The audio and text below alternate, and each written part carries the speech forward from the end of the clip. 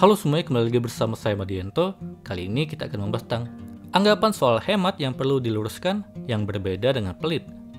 Pasti kita sudah sering mendengar nasihat untuk membiasakan diri berhemat, baik itu nasihat yang disampaikan oleh orang tua, orang-orang di sekitar maupun nasihat tertulis yang bertebaran di media sosial dan berbagai artikel lainnya.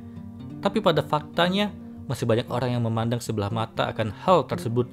Hal ini terbukti dari banyaknya orang-orang di sekeliling kita yang masih memiliki anggapan kurang benar tentang apa itu hemat.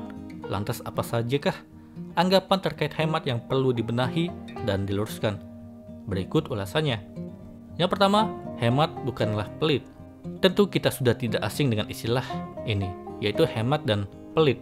Tapi yang jadi sorotan yaitu banyaknya orang masih terjebak dalam anggapan bahwa berhemat itu sama dengan pelit. Padahal kalau dicermati dengan benar, ini adalah dua hal yang sungguh berlainan. Menjadi orang yang hemat berarti kamu bisa mengelola pemasukan dan pengeluaran secara seimbang. Kamu mampu menjaga kestabilan finansial agar tidak lebih besar pasak daripada tiang. Sedangkan pelit adalah perilaku di mana kamu terlalu menekan pengeluaran sehingga apa yang menjadi kebutuhan malah tidak tercukupi. Kedua, hemat dan kesuksesan. Walaupun nasihat untuk membiasakan diri berhemat sudah bertebaran, tapi pada kenyataannya masih banyak orang yang memandang sebelah mata akan hal tersebut. Pasti kita sudah tidak asing dengan orang yang berprinsip, sehemat apapun kalau belum waktunya kaya ya tidak akan kaya. Padahal tujuan berhemat yang sesungguhnya bukan untuk menjadi kaya, tapi bagaimana kamu menjaga kestabilan keuangan sehingga kelak tidak akan menyusahkan diri sendiri di akhir. Bagaimanapun juga, keseimbangan kondisi keuangan memiliki peran yang penting dalam kehidupan. Ketiga, berhemat tidak akan membuat uang terkuras pada akhirnya. Membiasakan diri berhemat memang susah-susah gampang. Apalagi kalau ada anggapan bahwa berhemat ataupun tidak pada akhirnya uang akan habis berkuras. Dengan alasan tersebut, pada akhirnya banyak di antara kita yang memilih menghambur-hamburkan uang. Kondisi ini memang terlihat miris. Bagaimanapun juga berhemat bukanlah keputusan yang salah. Walaupun kelak uang tersebut akan terkuras, tapi setidaknya itu terkuras untuk sesuatu yang penting dan berharga. Bukan terkuras untuk hal yang hanya akan berakhir sia-sia.